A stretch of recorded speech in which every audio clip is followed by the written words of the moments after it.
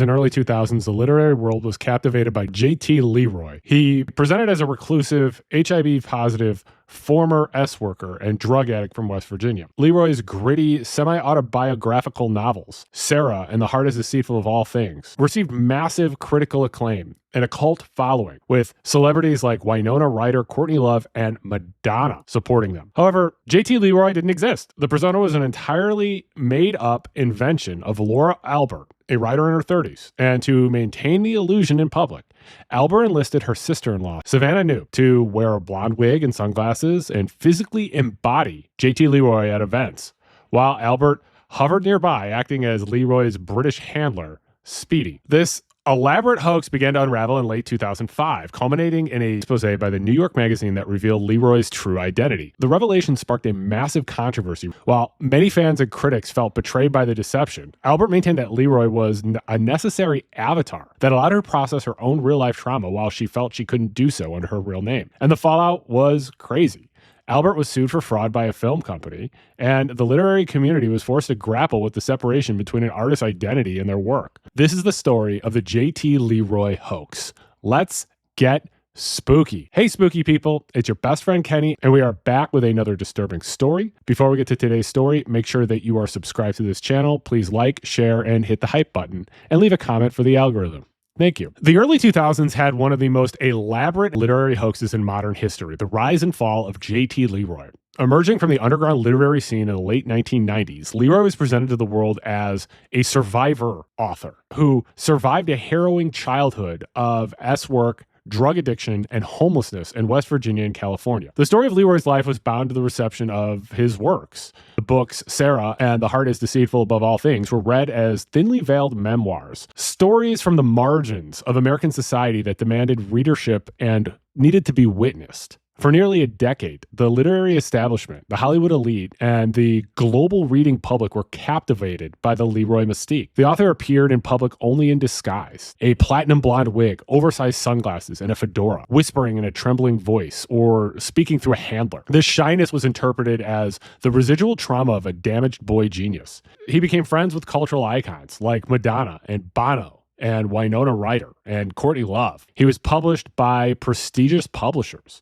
and his life rights were optioned for a movie. The persona of J.T. LeRoy became a place where the selling of trauma became a flashpoint. In 2005 and 2006, it was revealed that J.T. LeRoy did not actually exist. He was a fictional avatar created by a 40-year-old Brooklyn-born woman named Laura Albert and played in public by her sister-in-law, Savannah Knoop. It was a collapse that was bigger than just a literary scandal. Creating J.T. LeRoy was Laura Albert's culmination of a lifelong engagement with disassociation. Laura Albert was born in Brooklyn in 1965. She brought to the LeRoy project a personal history that was marked by the themes that would saturate the J.T. LeRoy stories. Albert described her childhood as traumatic, citing SA from the age of 3 and a turbulent family life. She would claim these experiences formed the emotional truth of the J.T. LeRoy novels, even if the details were transposed onto a fictional boy from West Virginia. Before J.T. LeRoy, Albert had already began to fracture her identity into personas. In the 1980s and early 90s, she engaged in phone sex work, a place that allowed her to project desire and intimacy without being seen. This became a precursor to the disembodied voice of LeRoy that would eventually seduce the literary world. The creation of the J.T. LeRoy persona occurred during a crisis. Albert was struggling with her own mental health and weight and began calling hotlines in psychiatric wards posing as a young boy. She found that the voice of a suffering boy elicited a level of empathy and attention that she did not receive as an adult woman. This experiment allowed her to refine the J.T. LeRoy voice, a breathy, hesitant, Appalachian-inflected drawl that projected vulnerability and street authenticity. The change from a telephone persona to a writer began with Albert's interactions with Dr. Terrence Owens, a psychologist at the Macaulay Adolescent Psychiatric Program in St. Mary's Medical Center in San Francisco. Albert engaged in extensive telephone therapy sessions with Owens. Dr. Owens believed he was treating a genuine street kid in actual distress, so he employed a standard therapeutic technique. He suggested that the boy document his experiences as a way to process trauma. Albert began writing scenes of truck stop prostitution, drug abuse, and transient living. These writings were faxed to Dr. Owens and later to writers that Albert admired and would eventually form the raw material for the book Sarah.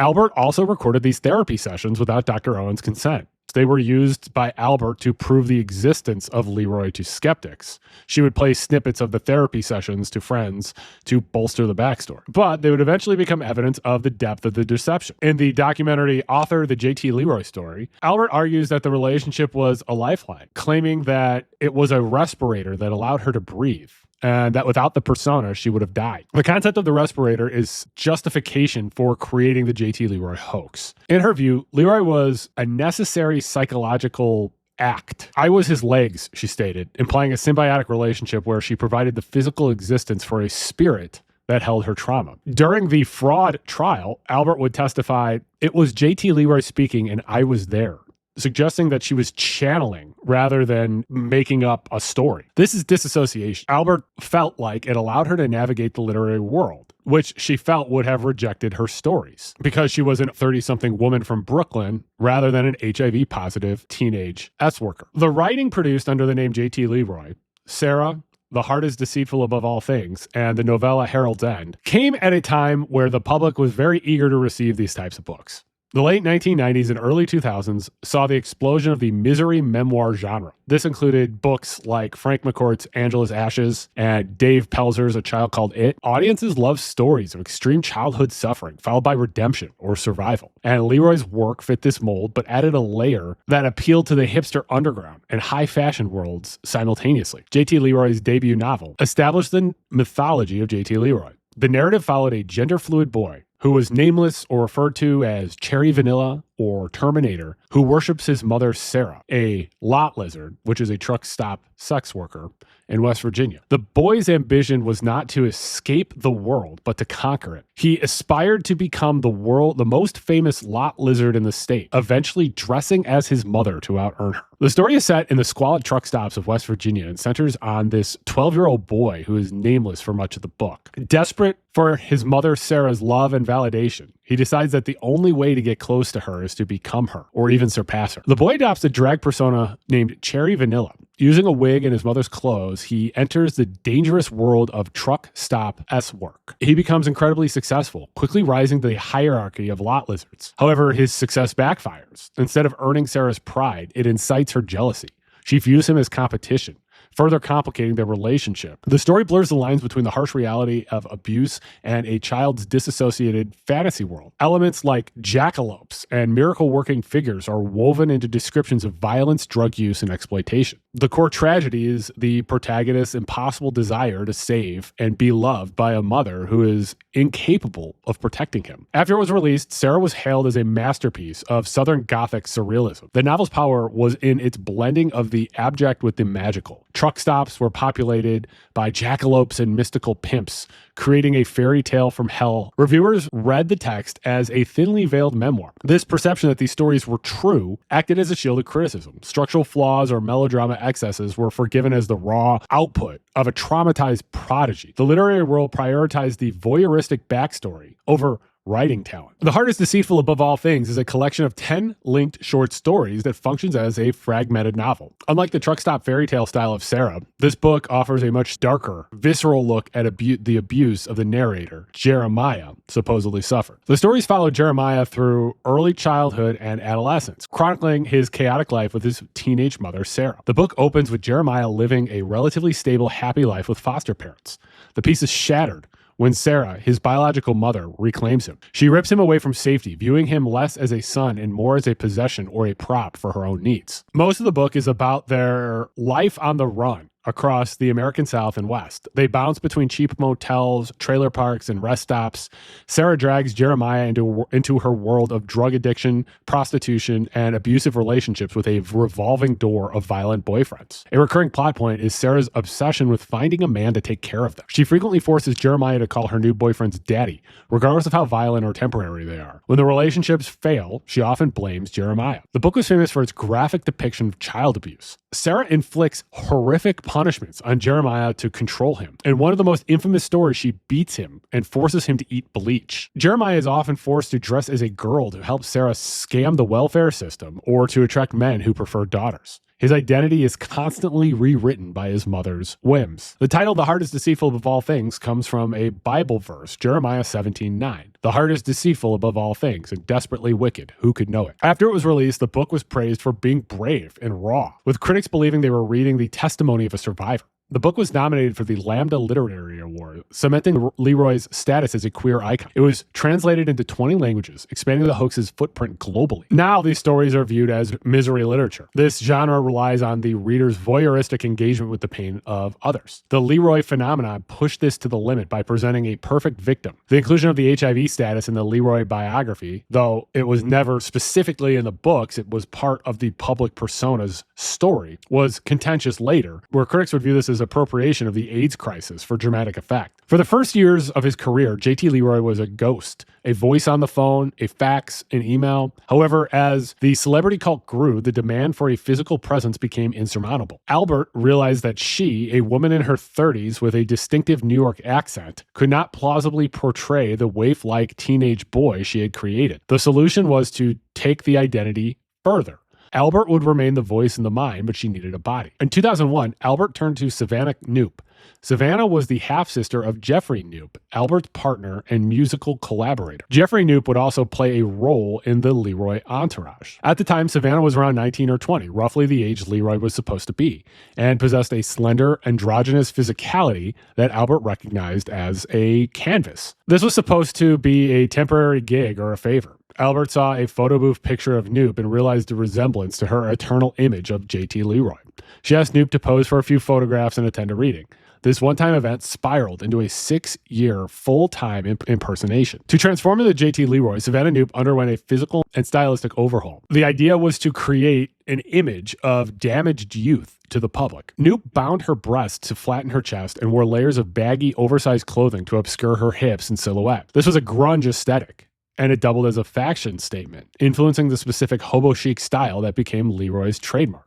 Other characteristics of JT LeRoy's look were a choppy platinum blonde wig and oversized sunglasses. These served a purpose. They hide Knoop's eyes and hairline, but also became a protective barrier, allowing Knoop to avoid eye contact, which fit the character's painfully shy backstory. Knoop was instructed to speak as little as possible. When she did speak, it was in a whisper. This was on purpose. Albert, who played the manager Speedy, would handle all substantive conversation, claiming that JT LeRoy was too socially anxious to speak. This protected Knoop from slipping up on biographical details that she didn't know. JT LeRoy, played by Savannah Knoop, was the silent, fragile artist, the body. Speedy, or Emily Fraser, was Laura Albert, the abrasive, protective British manager, the mind and voice. Albert used a wonky British accent and her own disguise to play Speedy, positioning herself as the gatekeeper. Astor, who was played by Jeffrey Knoop, was a supportive friend and partner. The logistics. This allowed Albert to control every interaction. If a journalist or celebrity asked a different question, Speedy would intervene, berating the questioner for upsetting the fragile JT. This discouraged difficult questions and reinforced the narrative of JT's extreme vulnerability. The length of the JT LeRoy hoax was sustained by the overwhelming validation with celebrities. In the early 2000s, being friends with JT LeRoy was a status symbol. It showed empathy, edge, and cultural relevance. The celebrity endorsement acted as a feedback loop. If Madonna and Bono believed he was real, who was the journalist to question it? JT LeRoy supporters were a who's who of turn of the millennium pop culture. There was Madonna, who reportedly sent LeRoy books on Kabbalah and invited him to concerts. Bono mentored LeRoy, offering advice on navigating the music industry for LeRoy's band Thistle. Shirley Manson of the band Garbage wrote 2 songs inspired by LeRoy: Cherry Lips, Go Baby Go, and Bleed Like Me. Courtney Love was a close confidant, spending hours on the phone with Albert thinking it was JT, discussing addiction and trauma. Winona Ryder wrote blurbs and spoke publicly about her intimacy with LeRoy, stating, "He's one of those guys you can lay in bed with and feel safe." Director Gus Van Sant befriended LeRoy and even incorporated elements of LeRoy's writing into his award-winning film Elephant. The most intense relationship was with Italian actress and director Asia Argento. Argento directed and starred in the film adaptation The Heart is Deceitful Above All Things, playing the abusive mother Sarah. Argento fell in love with the LeRoy persona. The relationship went beyond professional collaboration. It became physical and romantic. Argento believed she was intimate with a male survivor of trauma. In reality, She was with Savannah Knoop. Knoop later described this as a confusing period where the lines of the performance blurred into genuine affection. Looking back, Argento looks at it as a devastating violation. After JT LeRoy was revealed to be a hoax, Argento was the most publicly wounded. The hoax reached its peak at the 2004 Cannes Film Festival for the premiere of The Heart is Deceitful Above All Things. The sheer scale of the deception at this event was incredible. Albert, as Speedy, managed the press, making diva-like demands for bananas from Peru and organic almonds, behaving like the Mariah Carey of independent movies. This moment captured the absolute absurdity of the situation.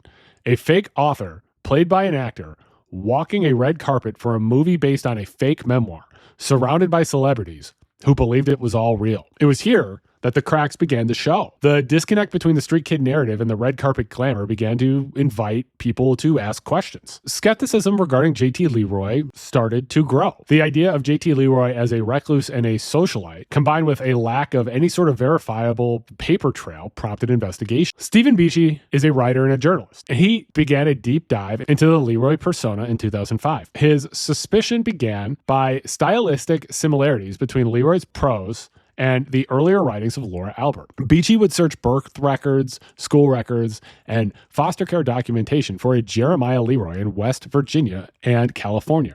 He found nothing. He would interview hustlers and S-workers on Polk Street in San Francisco, which were supposedly JT LeRoy's stomping grounds, and found no one who remembered him. Beachy also noticed a glaring disconnect between the JT LeRoy he spoke to on the phone and the person who appeared in public. When journalists interviewed JT LeRoy by phone, they spoke to a person who was articulate, analytical, and open. This was Laura Albert masking her voice. When JT appeared in public, played by Savannah Knoop, the figure was shy, mumbled, wore wigs and sunglasses, barely spoke. Beachy realized that these could not possibly be the same person. Beachy saw that JT was never seen without Speedy. Speedy often answered questions for JT during in-person interviews. The dynamic seemed controlling, but Beachy eventually realized it wasn't a handler controlling a client, it was an author protecting her character. Beachy began digging into Laura Albert's background and found some striking similarities. He compared Albert's obscure early writings to LeRoy's bestsellers and found that there was stylistic and thematic similarities. Both writers focused heavily on body image, abuse,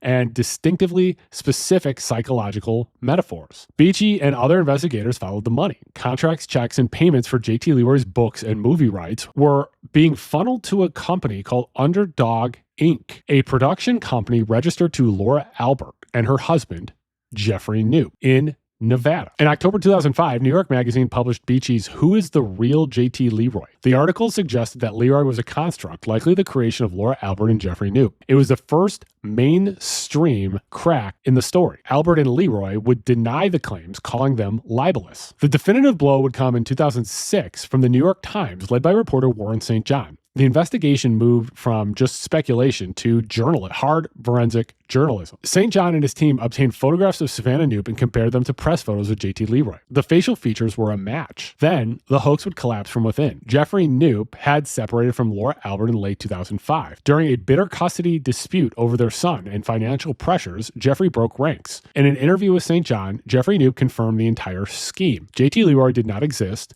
Savannah Knoop was the face, Laura Albert was the writer. In January 2006, the Times published the Unmasking of JT LeRoy. The reaction was immediate. Celebrities who had championed JT LeRoy felt humiliated. The sense of betrayal was big because the relationship had been built on pity and the desire to save a damaged child. To find out that that child was a 40-year-old woman was viewed as emotional manipulation of the highest order. However, a smaller faction argued that the hoax was a brilliant piece of performance art, a postmodern prank that exposed the shallowness of celebrity culture that had consumed it. The social fallout would play out in tabloids and blogs, but the most significant consequences played out in federal court. The case of Antidote International Films Inc. versus Laura Albert became landmark litigation regarding the definition of authorship and fraud. Antidote International Films had purchased the option rights to produce a film adaptation of the novel Sarah. Following the unmasking, Antidote sued Laura Albert for fraud. The plaintiffs argued that they had signed a contract with JT LeRoy, which was represented to them as a real person with a specific biography. They argued that the identity of the author was a material fact to the contract. They argued that they were purchasing the life rights of a survivor, not just a fictional story. Because JT LeRoy did not exist, the signature on the contract was a forgery. The inducement to sign was fraudulent. Laura Albert's legal team argued that JT LeRoy was a pseudonym. a literary device protected by the First Amendment and literary tradition. They cited Mark Twain and George Eliot. Her defense argued that the artistic value of Sarah was independent of the author's biography, and that pseudonyms are not inherently fraudulent. In June 2007, a Manhattan federal jury rejected Albert's defense. They found her liable for fraud. The jury distinguished between a simple pen name and a scheme to defraud. The physical impersonation by Knoop and the active deception in business meetings crossed the line from artistic license to commercial fraud. The jury ordered Albert to pay $116,000 in compensatory damages and $6,500 in punitive damages. The judge would also order Albert to pay an additional $350,000 in legal fees to Antidote, citing the despicable and cynical nature of the deception. The J.T. LeRoy saga left a mark on the publishing industry and the literary culture. It forced a reevaluation of the memoir genre and the market's commodification of pain. When the real suffering was revealed to be fiction, the value of the text collapsed for many readers. This revealed that the accepting of this book was an act of voyeurism, rather than just pure appreciation of the writing. The J.T. LeRoy hoax was a perfect storm of the pre-social media era. It required fax machines, computers, a wig, and a world that still believed in the mystery of the author. Laura Albert created a world that was more real to the public than reality itself, a figure that satisfied the cultural demand for tragic beauty. The Unraveling of the hoax exposed a lie, and it exposed the complicity of the audience, the critics, and the celebrities who projected their own desires onto the blank sunglasses of a girl named Savannah. The legacy of J.T. LeRoy is a warning about how seductive authenticity can be, proving that the story that we want to believe is the one that deceives us the most. Make sure that you're subscribed to this channel, The Spooky Lawyer. Make sure that you like, share, and comment on this video to help me out in the algorithm. Follow me on Blue Sky, Twitter, and TikTok. My username is The Spooky Lawyer. If there is a spooky or disturbing story you would like me to cover, leave a comment and tell me about it, or send me an email. My email address is thespookylawyer@gmail.com. If you'd like to support the channel, there is a link in my bio and in the description of this video to buy me a coffee, so you can buy me a coffee. Or you can become a member of the channel. For the $1.99 tier, you can get access to exclusive content, including exclusive videos, as well as access to my videos before they go public. I appreciate you considering this. You also support me by liking, sharing, commenting on, and continuing to watch my videos. And I do appreciate that you watch my videos. And please stay spooky.